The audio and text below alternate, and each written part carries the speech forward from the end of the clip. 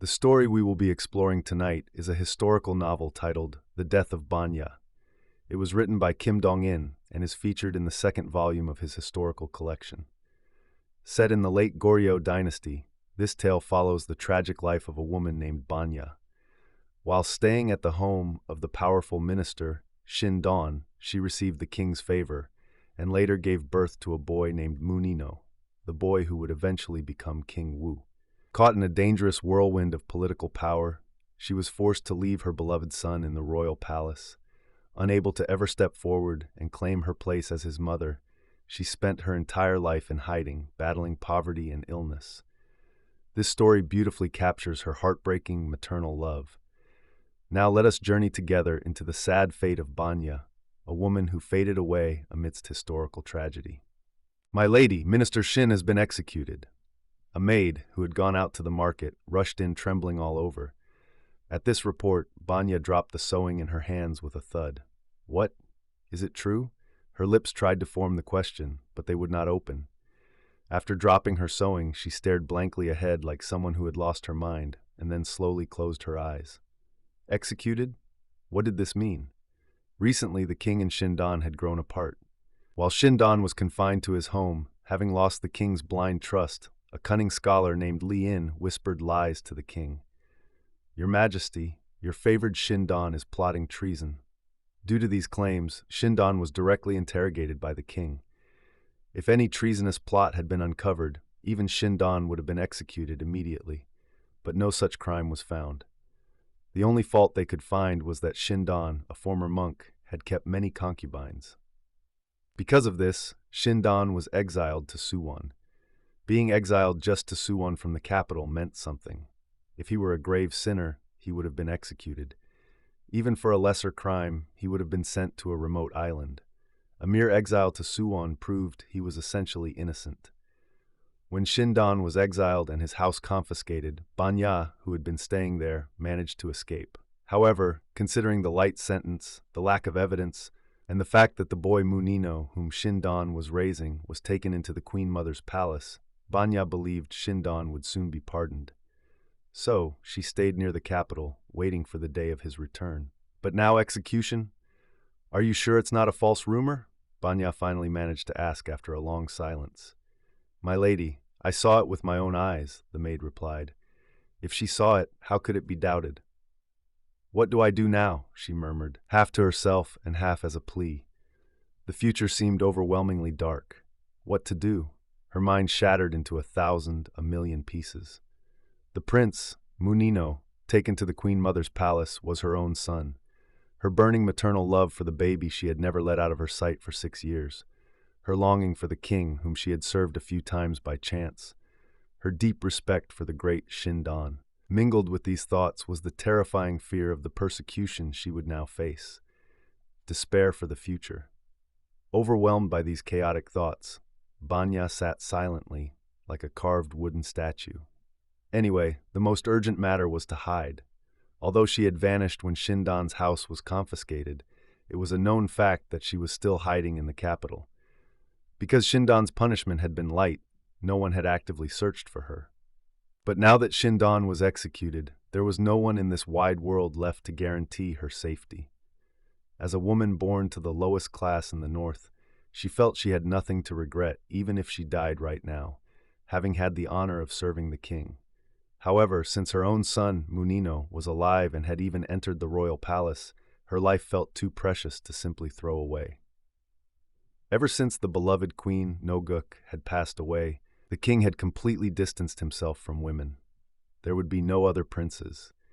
The child born from Banya's body was the king's only bloodline. Being the sole heir, the only person to rule this nation in the future would be this boy, Munino. When that happened, even though she was just a lowly woman now, she would naturally become the king's mother. To die and rot away without seeing her son's future, and without ever experiencing the glory of being the king's mother, was simply too tragic. I must hide. I must hide. Hide anywhere, somehow. Keep this fragile life alive. How could she die without seeing her son's glorious future, let alone her own? That night, when it was quite late, and the sounds of people and horses on the streets had died down, two shadows quietly slipped out of the house. It was a shabby young scholar and what looked like his young servant. It was Banya in disguise and her maid, Youngju, passing the temple street and reaching the paper market crossroads. Wah! Kill them! Wah! Minister, minister. The shouts and wails of hundreds echoed. There, on the street, hung the severed head of Minister Shindan.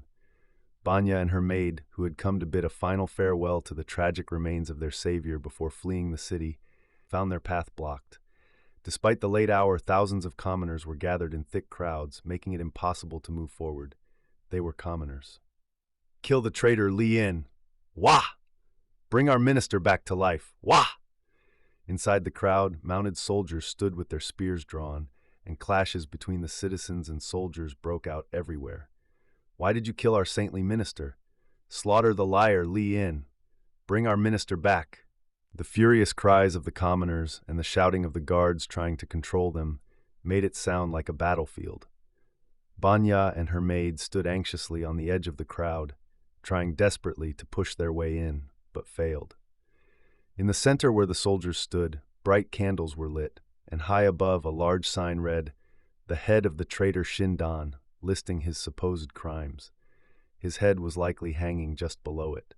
Though she could not see the head directly, tears welled up and poured from Banya's eyes as she looked at the reflection of the light. That head, hanging down there. He started as a lowly monk born to a temple slave, but once called by the king to step into politics, his achievements had been astonishing. Above, he revived the king. The king, who had nearly lost his mind after the death of Queen No-guk, recovered his human emotions under Shindan's remarkable guidance. Below, he empowered the people.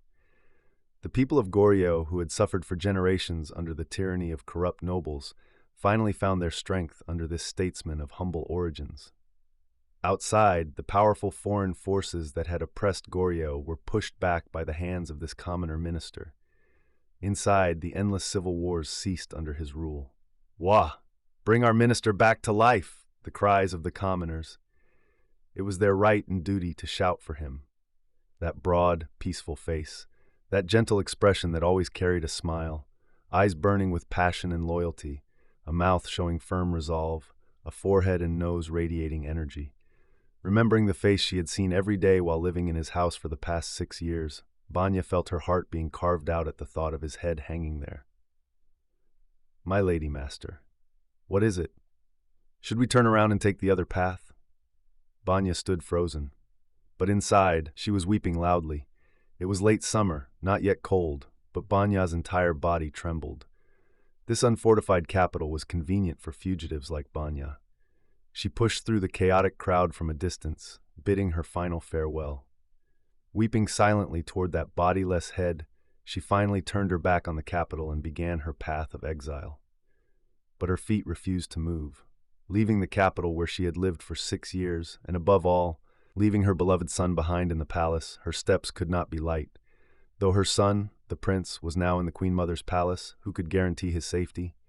Even the great minister Shin, whose power rivaled the king's, was killed by evil schemes. Who would protect the little Munino, the anxious heart of a mother? Step by step, her feet moved away from the capital, but her heart walked backward with every stride. Youngju. Yes, my lady, calling and answering in the dark. The two held each other tightly on the dark road, stifling their sobs as they hurried into exile. The next day, under strict orders from the authorities, a massive manhunt began for the so-called concubine of Shindan, but Banya had vanished like mist, as if she had soared into the sky or sunk into the earth. 4 quiet years passed. Was Banya dead or alive? Few knew her face. Only Shindan's household members knew what she looked like, but they had all been executed beforehand. Now no one left in the world knew her face. Well, not exactly no one. The king, who had been close to her a few times, certainly knew, and Prince Munino, though separated from her at age 7, was a remarkably smart boy and wouldn't have forgotten. However, the search for Banya was kept secret from the king, so they couldn't ask him what she looked like. Relying only on rumors that Banya looked exactly like the late Queen No-guk, the authorities arrested any woman who resembled the queen, and without even checking their backgrounds, they killed them all.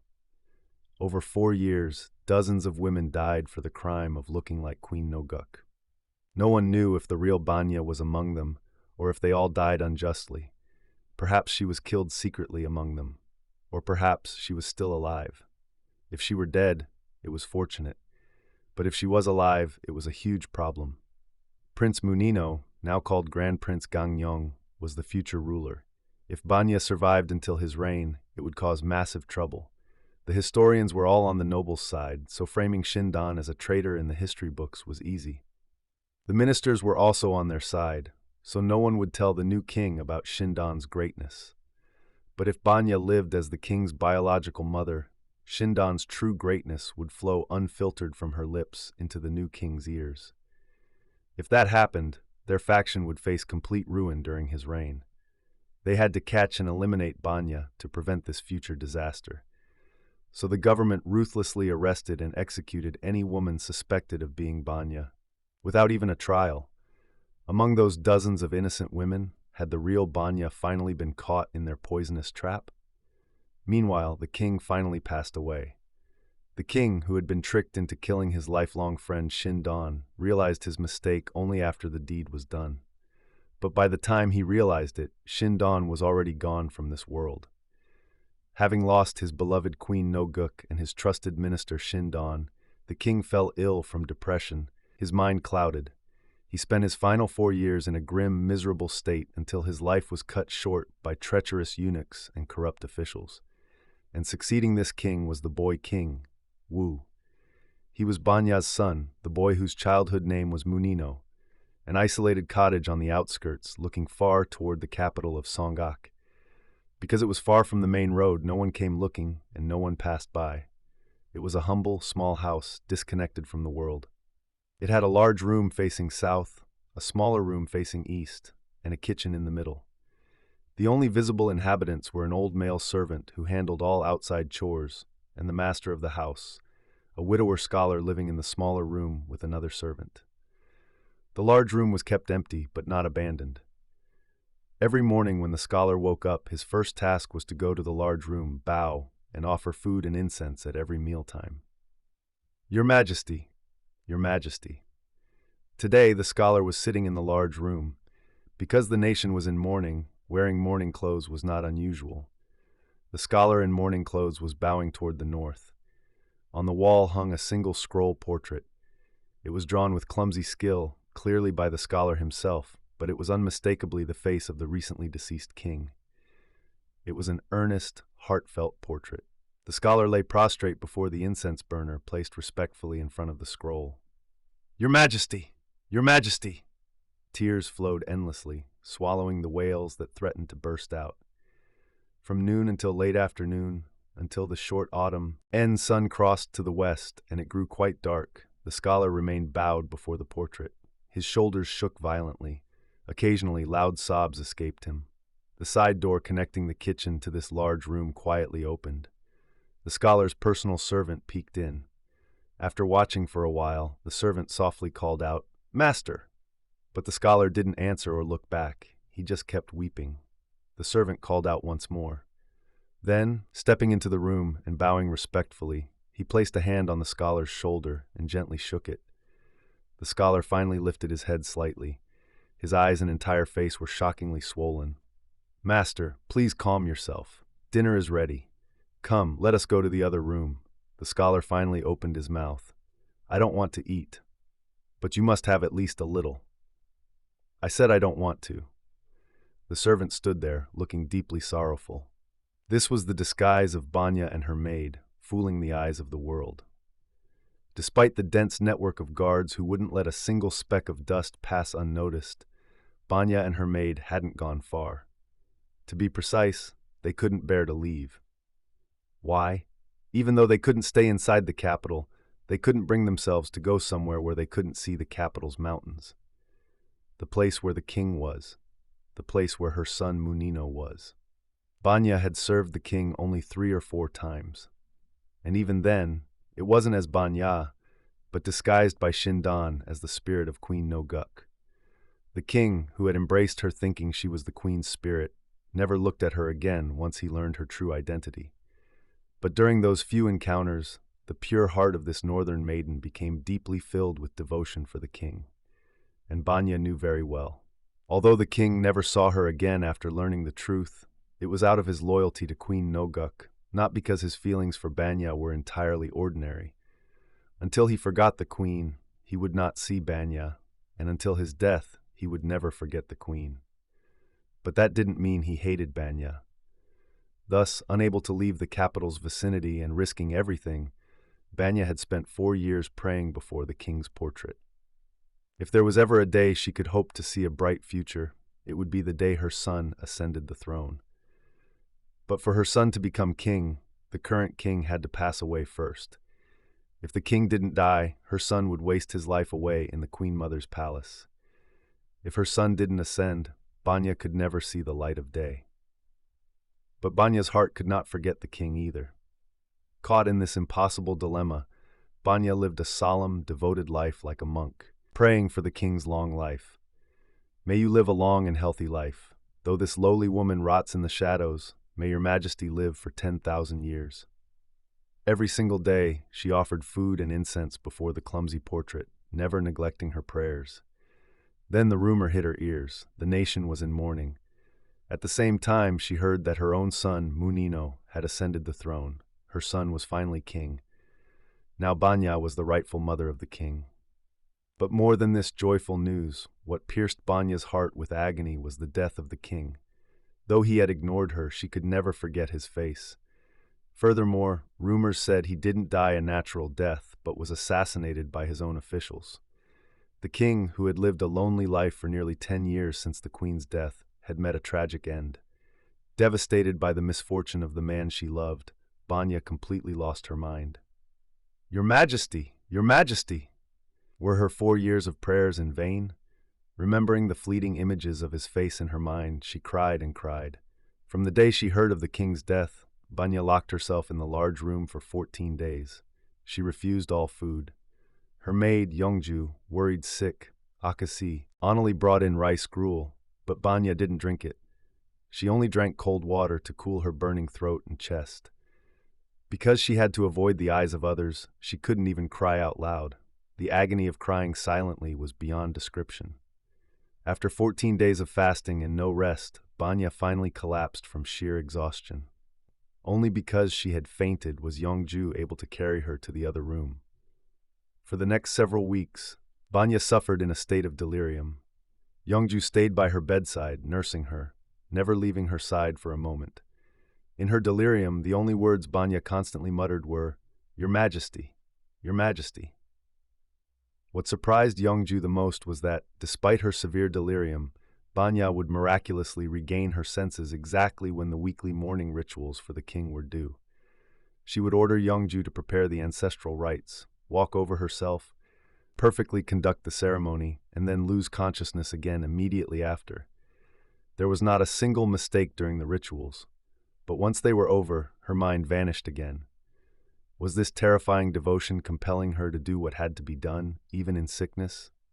Watching over her, Yongju silently shuddered at this sheer willpower that defied even the laws of nature. And so Banya remained violently ill for nearly 50 days. When Banya barely regained a little awareness, the day of the late king's royal funeral was approaching. Banya decided to watch the procession. According to royal protocol and common decency, a woman who had lost her husband shouldn't be wandering outside. But Banya ignored the rules. Moreover, if she were spotted by the authorities, she would lose her life 100 times over. But despite all dangers, she wanted to see the king's final journey, even from afar. She felt she couldn't miss the last path of the man who was about to go into the earth. It was a bitterly cold day with biting winds. As if mourning the lonely and pitiful king's final journey, the wind sang a tragic song through the pine branches.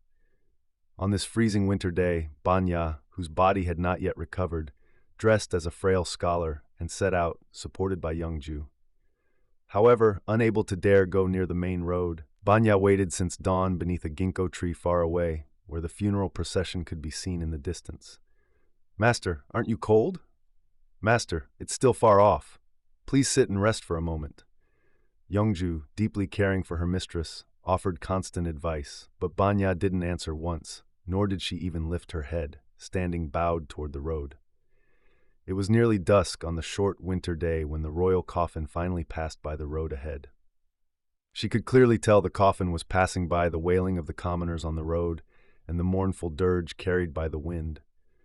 But far from lifting her head, Banya collapsed to her knees. She placed her hands on the freezing, icy ground, pressed her forehead against them, and lay completely flat. The tears flowing from her eyes ran down her hands to the ground and instantly froze. Yet, she never lifted her head. The wails of the people near the road shook the earth, but Banya, who had to hide her true identity, could not even make a sound, sobbing silently into the dirt.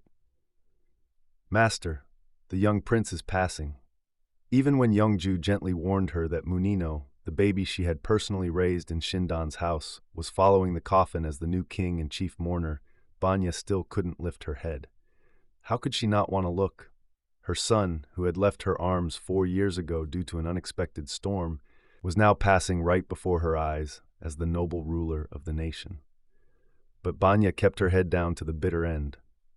The mournful dirge pierced her chest, and her heart was so overwhelmed with agonizing memories of the man taking his final journey that she couldn't dare to look up. Banya, whose body had not yet healed, fell back into her sickbed that very day. While her son grew in body and mind on the supreme throne of Goryeo, his biological mother Banya was wrestling with poverty and disease in an unnamed, humble village. "Youngju!" "Yes, master." "Youngju, I don't think I can live much longer." "Master, what are you saying? Just rest a few more days and you will rise again." Unable to finish their words, the master and servant held each other and wept. The valuable items they had prepared when fleeing the capital were all gone now. Tormented by poverty, cold, and illness, Banya felt she would never see a bright day again. Even in this state, her only wishes were for the late king's peace and her son's long, healthy life. With the high cry of the wild geese returning from the south, spring finally arrived across the 3,000 miles of Goryeo. Banya's illness, which had seemed fatal, began to show signs of recovery with the spring breeze. By early summer, her sickness was gone. Though cured, her extremely weakened body took a long time to recover its strength. Moreover, treating herself as a sinner, she hadn't changed her clothes, washed her face, combed her hair, or even looked up at the sky since the late king's death, so her appearance remained dreadful. While she devoted her heart as a widow to the late king, another powerful desire frequently pounded in a corner of her heart, a mother's love and yearning to embrace the young new king. When the boy king left her arms for the queen mother's palace, he was just a clueless 7-year-old boy. 5 years of spring breezes and autumn rains had passed, while she, his mother, had endured every unimaginable physical and mental hardship. How much had her son grown, raised luxuriously inside the palace? From 7 to 12. 5 years might seem short, but for a boy, it is a long time. How much had he grown? How much more handsome had his bright eyes, rosy cheeks, and energetic forehead become? Of course, he must have changed a lot, but in Banya's eyes, the image of that bright boy from 5 years ago constantly lingered, making her heart race even amidst her sorrow. So, after the 1-year anniversary of the late king's passing, Banya emptied the mountain cottage and infiltrated the capital, Songgyong, with Youngju. Her first goal was to find a good opportunity to meet the Queen Mother and reveal her identity. Her second goal was, while waiting for that chance, to catch even a distant glimpse of her beloved son's face if he ever traveled outside the palace. If she was discovered by the guards before confirming her identity with the Queen Mother, she would face certain execution. But Banya had to take that risk and sneak into the capital. After sneaking into the capital, Banya and her servant settled into the home of the most trustworthy servant they used to employ. However, she still couldn't take off her men's clothing. Having hidden her true colors under men's clothes for the past 5 years, she now looked perfectly like a frail, delicate scholar. Winter visited the land again and passed. But until that winter ended, Banya never got the chance to see the Queen Mother, nor the opportunity to gaze upon the boy king. The long winter passed in vain amidst longing and anxiety. Then came the Hansik festival in early spring, A rumor reached Banya's ears that the boy king would travel to Hyolung, the late king's tomb, to perform the ancestral rites. Early at dawn on Hansik Day, Banya prepared wine, fruit, and dried meat, had Yeongju carry it, and left the house disguised as a scholar visiting an ancestral grave. She had two plans. One was to see her son's face, even from afar. The other was to wait until the royal ceremony ended and the procession returned to the palace, and then offer her own first ancestral rites as a wife to the late king. How could the boy king, performing the rites at the tomb that day, ever guess that the shabby scholar and servant star, in blankly from the empty hill across the way, were actually his own mother? After bowing at the tomb and turning around, the boy king casually noticed the scholar looking at them from the opposite hill and, out of a boy's curiosity, stared back. In that moment, Banya, overcome with intense emotion, collapsed to the ground. She rubbed her tear-blinded eyes with her sleeve and stared back at him. The distance wasn't close enough to see fine details, but through the blur, Banya recognized every bit of her son's previously bright features. Trembling violently from excessive excitement, she kept wiping away her tears with her sleeve and gazing at him. If the boy king had looked at her for just a moment longer, Banya might have run toward him in her overwhelming excitement, or perhaps fainted on the spot. Until the boy king's procession finished the rites and returned, Banya remained prostrate on the ground, staring at the tomb across the way like a person who had lost her soul. She no longer even tried to wipe the tears pouring like a fountain, looking almost like a madwoman, the tears flowing down her cheeks to the ground. They were tears born of such complex emotions that even she couldn't pinpoint the exact reason for them. The next day, the tomb keeper discovered something strange and widened his eyes in surprise. After the king's procession returned yesterday, he had swept the tomb area spotlessly clean. Yet, looking this morning, new offerings of wine and fruit were laid out. The location of the offerings wasn't directly in front, but on the right side, making it clear they weren't leftovers from the royal ceremony. Besides, he clearly remembered sweeping the area without leaving a speck of dust yesterday evening, so this was definitely not from the palace. Judging by the timeline, it was undoubtedly an offering made deep in the night.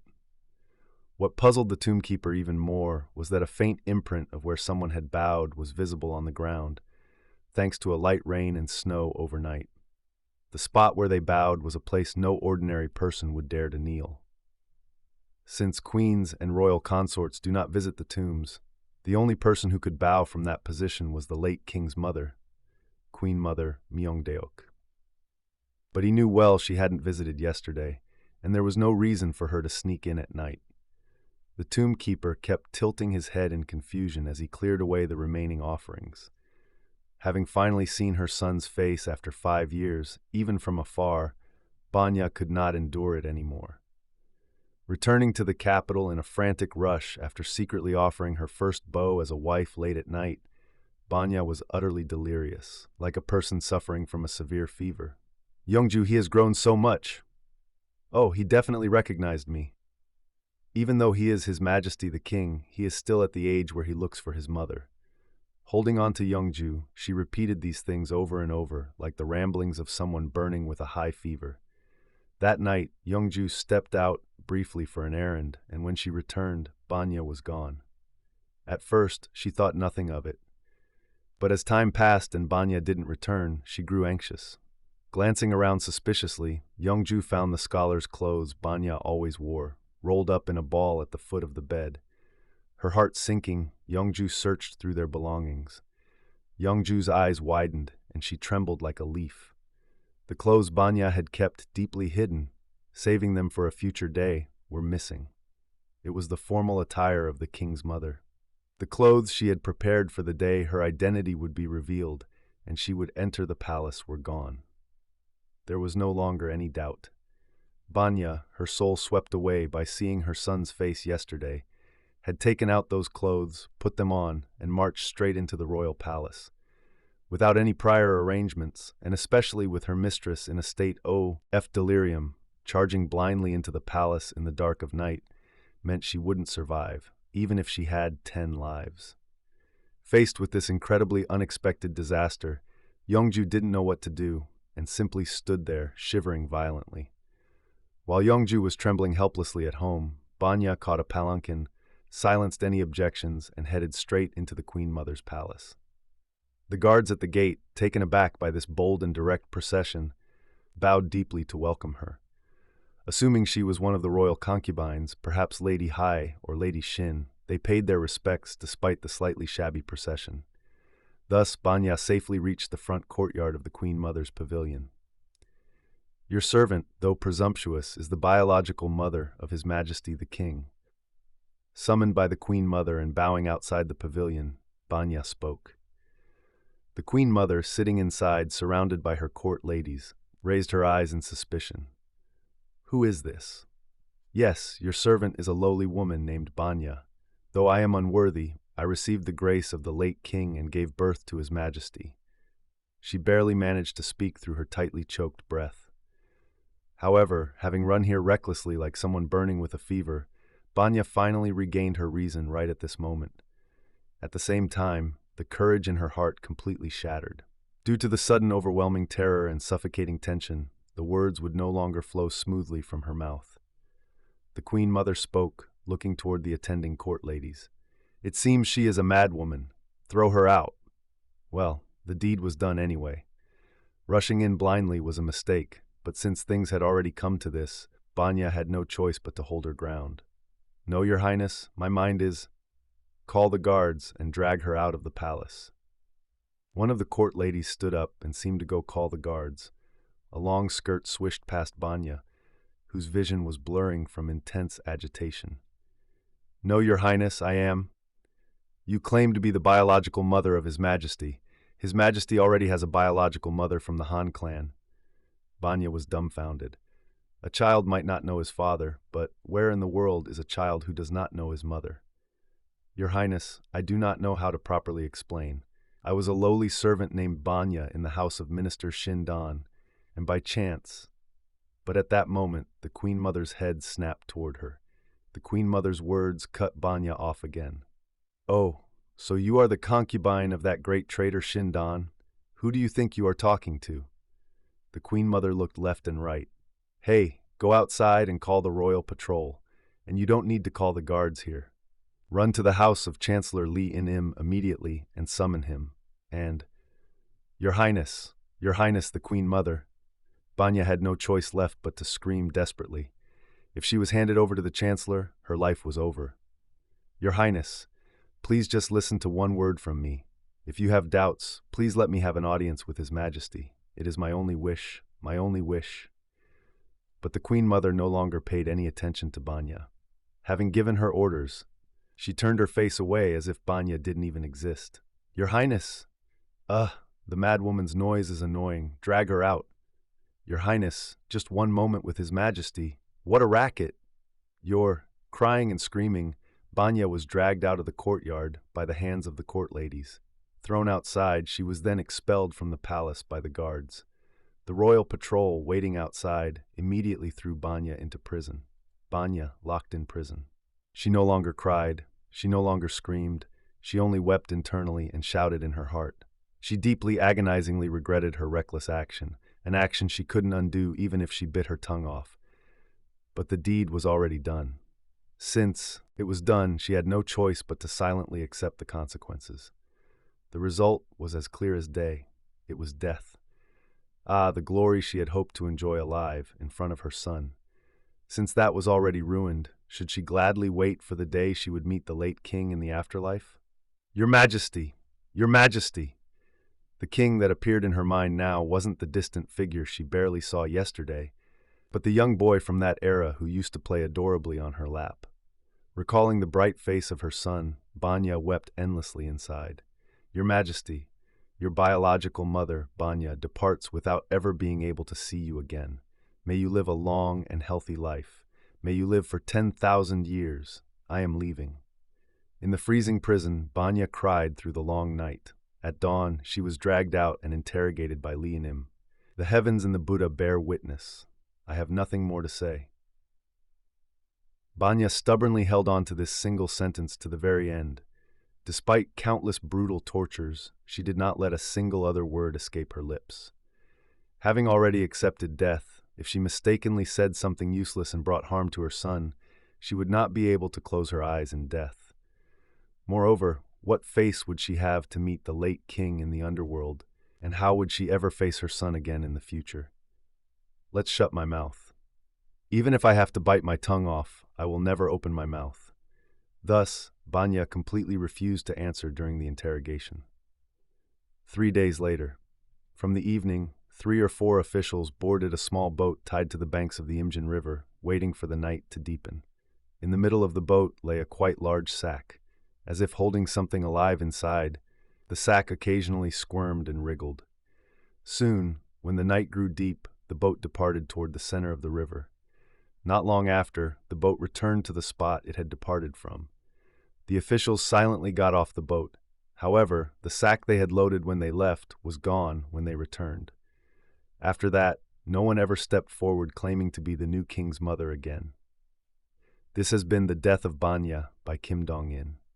The final image of Banya, having to disappear so unfairly and vainly beneath the cold waves of the Imjin River, inside a heavy sack she ultimately brought upon herself in the deep night, leaves a profound sense of sorrow and lingering emotion.